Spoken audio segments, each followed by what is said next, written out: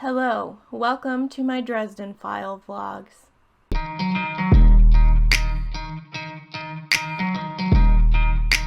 Chapter 9, about 26% check-in. So far, Death masks everything that is listed in the synopsis has happened.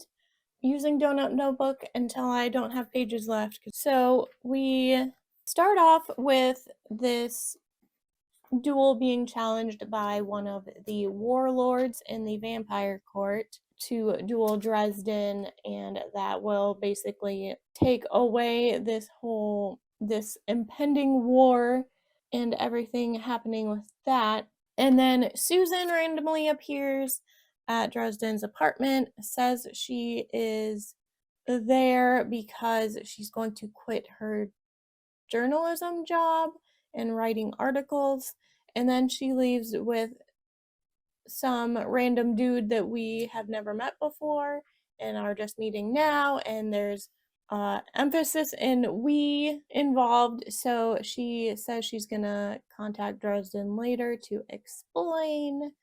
And then that's when Murphy calls Dresden in for this mutilated body that is mentioned in the synopsis as well, and just the odd nature of this body.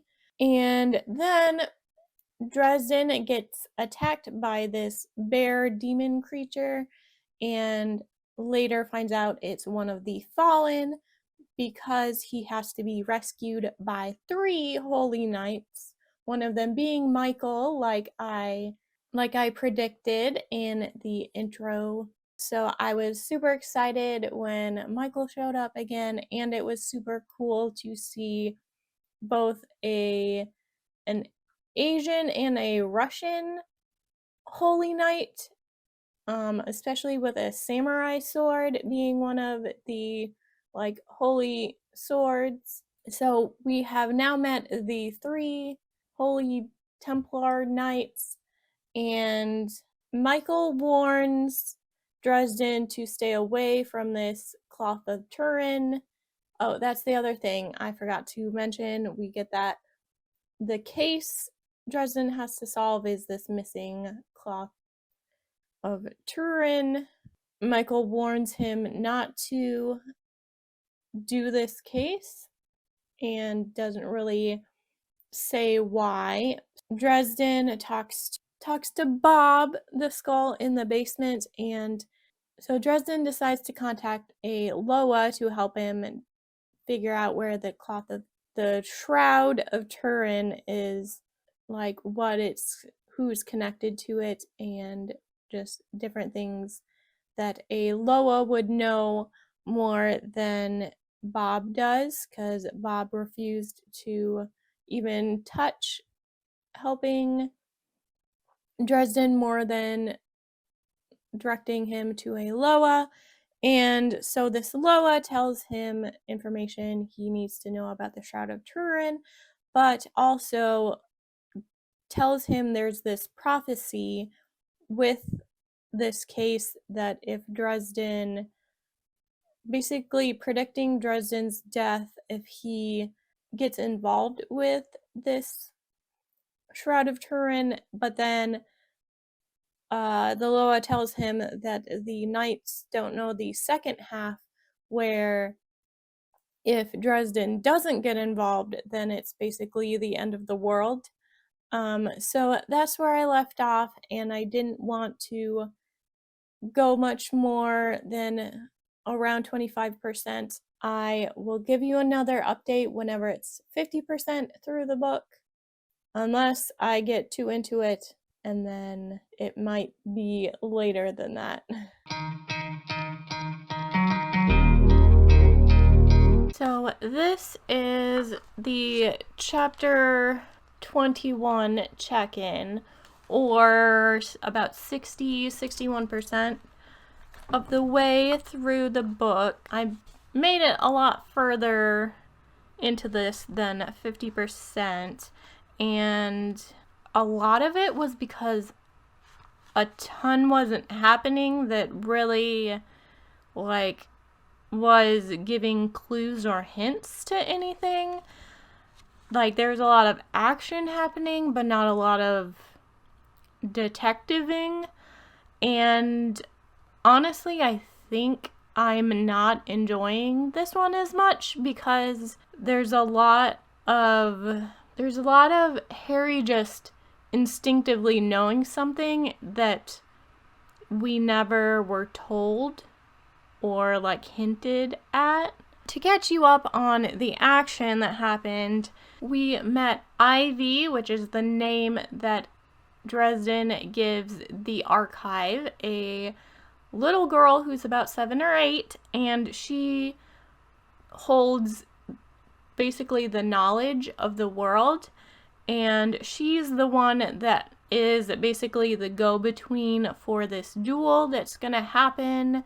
Ivy is basically the record keeper of this duel and basically enforces this duel writing, I guess, in her knowledge source. And so she comes to Dresden to make sure he has a second. And so then Dresden has to go find Michael at his house. It ends up being that Michael isn't there because he's dealing with the stuff that the knights are having to deal with. So Shiro, the holy knight with the samurai sword, steps in to be his second in the place of Michael. And so after this, we have all the negotiations about the duel with the vampire, and also the vampire's second is Thomas from the White Court, I believe, of vampires. And Thomas has basically been placed as a second without him really wanting to be part of this duel. I think he says his father or something makes him for the political maneuvering around this. So we see Thomas again. Then after the duel negotiations, Dresden goes with Susan to this art auction she got an invitation to as her final job. And this is where they find the Shroud of Turin being sold and find out that Marconi, I know that I'm pronouncing that wrong according to the audiobook, but just let me have my Marconi macaroni be a thing. It's the same way that I still pronounce Jasna as with a J sound instead of a Y sound. I am gonna call Marconi Macaroni is the one that paid the thieves to steal this shroud.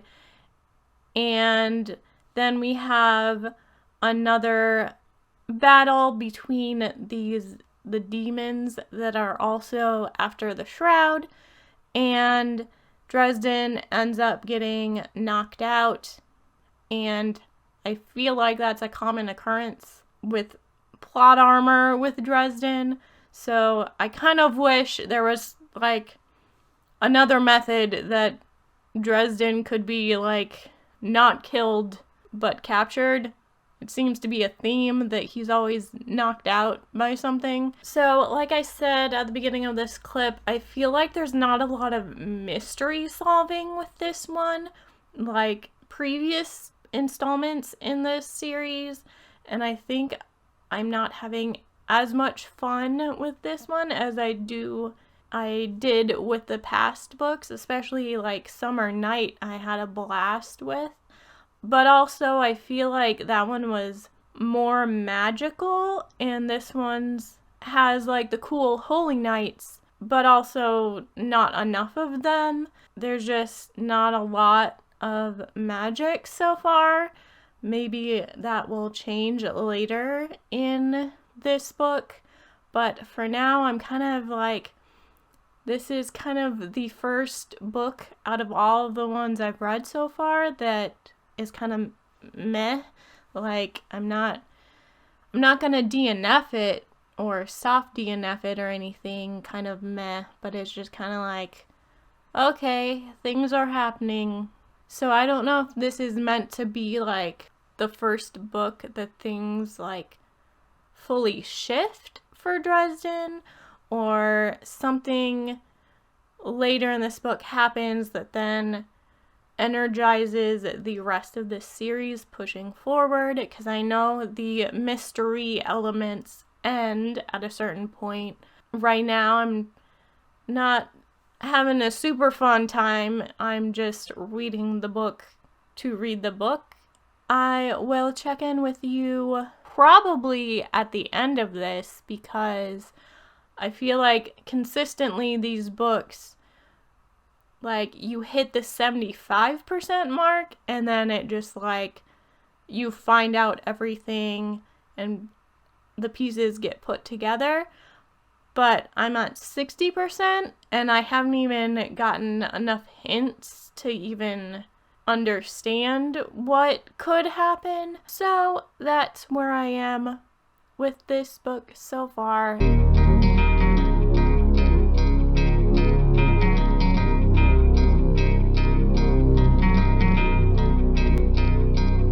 I hit chapter 25 and Shiro, Susan, and Martin came to rescue Dresden.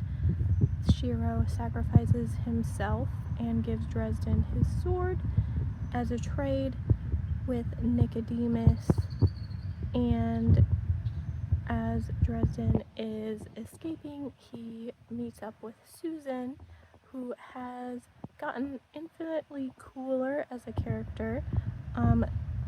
Both her and Martin have tattoos that they haven't described yet, and so that's intriguing. And then also Martin mentions something about God be with you when Susan and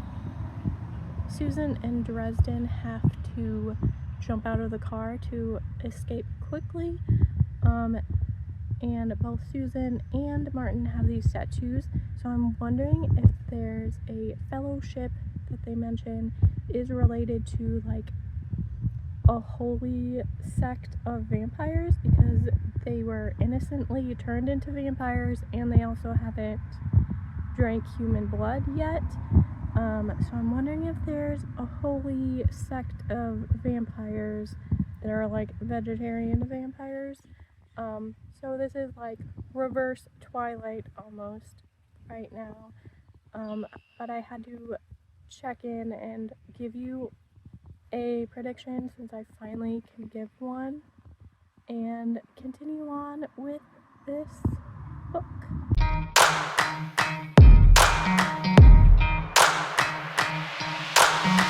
I finished Death Masks by Jim Butcher, and I will go ahead and give a summary for the rest after I did the outside clip that I gave my prediction.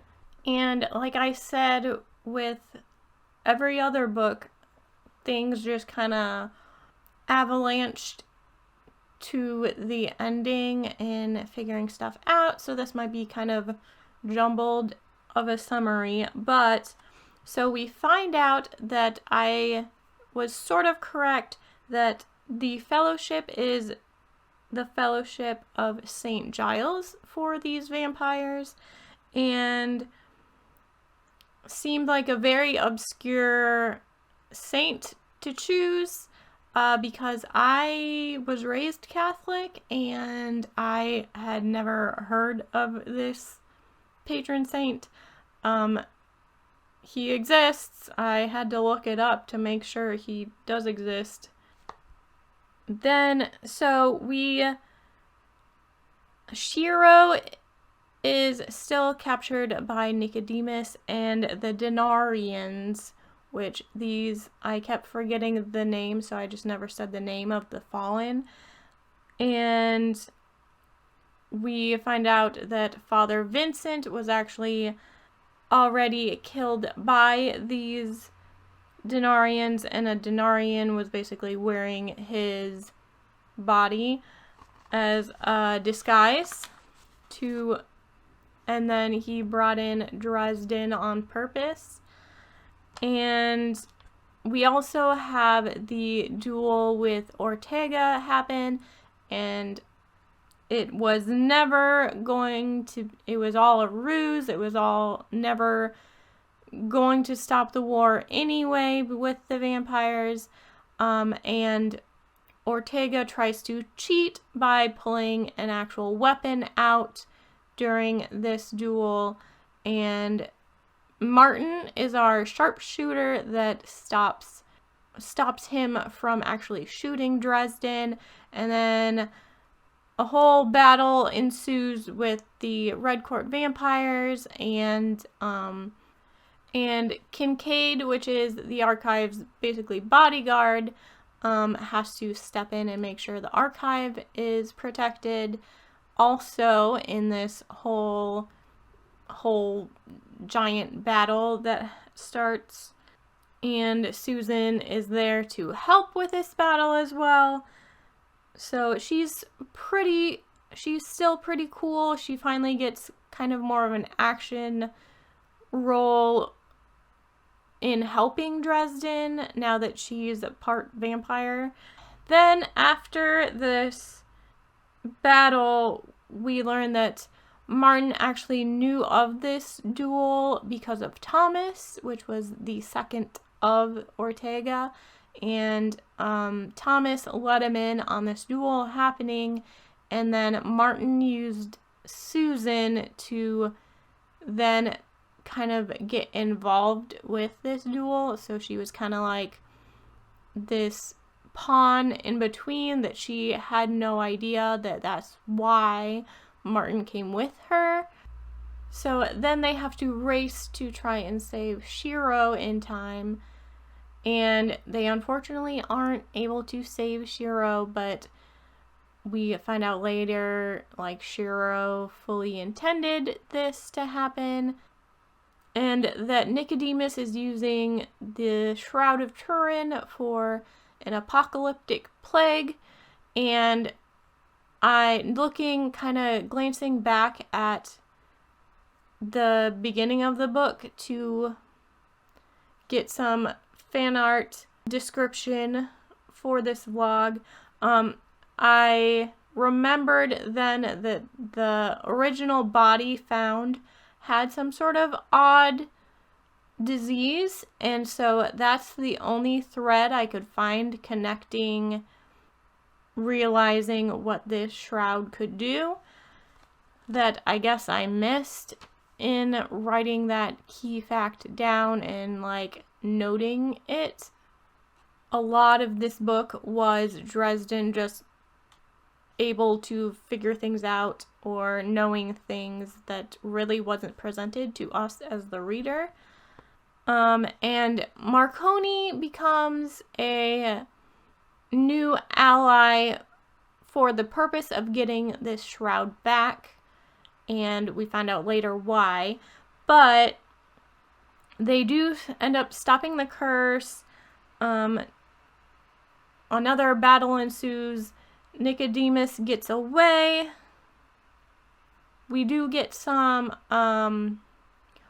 Holy Knight action with the two knights that are left with their swords, so we kind of get a battle with them, which I wanted more Holy Knights in this book, but we didn't exactly get that. And then in the final few chapters, Nicodemus does try to tempt Dresden with one of those coins that are like a coin of, I think, temptation for power, and Dresden hides it and buries it in his basement. And then we also find out that Marconi helped them out because he wanted the shroud for the healing properties that then would heal his, I'm assuming, daughter in a vegetative state in the hospital. So after Dresden says after 3 days of having it after 3 days of having it across her face, that then to please send it back basically to this place. So Dresden basically lets Marconi use the shroud. So I think I'm gonna have a few hot takes with this book, because based on like Goodreads reviews, people really rated this pretty high, and I still stand by that this was kind of just one of the books, like one of the series books that you needed to get through so that you had information for the rest of the series. So there's, like I said, there's a lack of hints in this one. I personally love the breadcrumbs from the previous books, and even if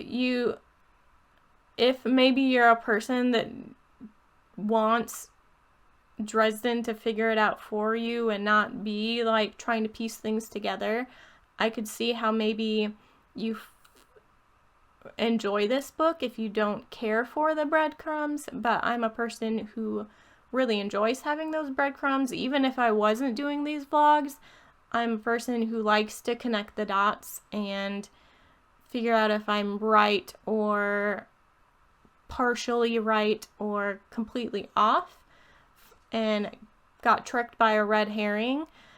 So that was lacking in this book, and that's what I enjoyed about the previous books. I don't know what it is about, like, I get the vampires are supposed to be like this sensual, seductive creature in fantasy, but I feel like every single vampire book gets a little bit borderline for me not liking the content. Especially this one, I wished it was fade to black for this scene that happened between Dresden and Susan. That's my personal taste, but it was like I skimmed a lot of it. It was very on that line of when I DNF a book, and I obviously didn't want to do that because I actually enjoy what the books are. It's just it kind of becomes like how in some modern fantasies now, they just throw in those spicy scenes just because romantasy is so big, and I kind of got that same like feeling with reading that section, which I know this was published back in 2003, but it had that feeling of an insert, even though obviously we've had some of that content previously. It's just, I feel like this one was way more in your face than previous writing by Jim Butcher. So hopefully, I don't know if later in the series if that kind of writing continues, but that will be also grounds for possible DNFs. And this is possibly going to be my hottest take out of this vlog. The religious elements of this book.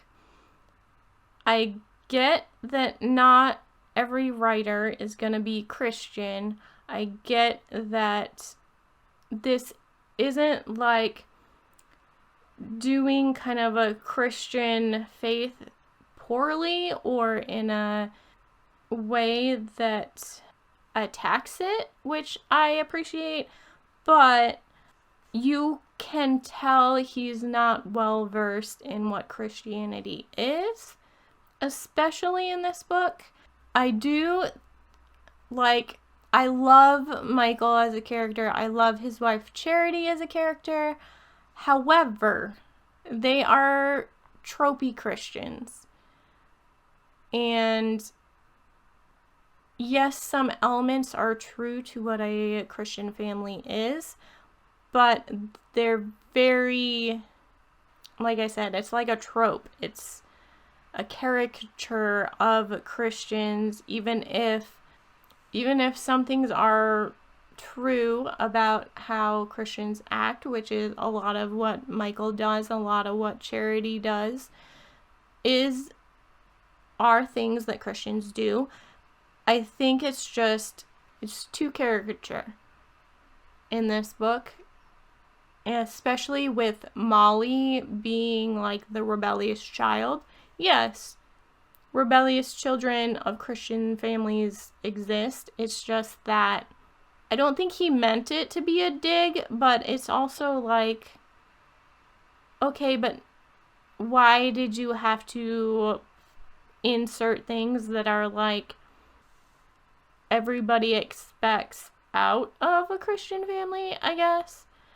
Like, I don't know. I feel like he needs to surround himself with true Christians, because these are very tropey things that I think it's just viewing from the outside in and not understanding completely how a Christian life is lived. So that's just my hot take with that. Also, yes, self-sacrifice with Shiro and just that whole Holy Knights thing is true. The self-sacrifice is like the most prominent truth to how they're characterized. The whole lines about having a good heart and that God sees Dresden's good heart is incorrect. The Bible says that everyone's heart is wicked, so the whole aspect of being a good person, and that goes with the Jim Butcher not understanding Christianity the way it actually is it's the way everyone perceives what being a Christian is, what the world perceives what being a Christian is, and it's not true. That was another thing that I kind of took issue with, and I understand that the Russian Holy Knight, he's like agnostic, I guess. And we found out he used to be fallen, which I guess sort of plays on the redemptive story, but also he's still not fully redeemed in the sense of what Christianity actually is. So I like the whole thing surrounding having a good heart, and that's why you can have a blade or carry a blade. Like, I don't know if that sits well with me. Obviously I'm a Christian, so I'm gonna take this section in a different way, and I know I'm a fan of Supernatural, so I get it. Like, Supernatural, super distorted true Christianity and angels and gods and demons, which I get. Like, I get it. This is also in the vein of that, where these fallen and demons and angels and there's vampires. Like, I get it. It's fantasy, but there's still, like, you still can represent the true religion in a way that's not tropey or caricature, and I think so that kind of stuck out to me in this book, and that's really my hot take about this specific book. So I still plan on continuing on. I already own Blood Rights. I have set my goal for this year to get halfway through the series, because I know there's 18 books or whatever, so like book 9, and that's my goal for by December have book 9 read, and then 2027 hopefully continue the series. So if you would like to continue on in the series with me, please subscribe. Also, please like this video if you enjoyed this reading vlog. It helps me know that people are actually enjoying them. And also check out any other videos on my channel if you're interested. If you haven't caught up with the Dresden File vlogs, I have previous vlogs for you to watch, and I hope to see you in my next video.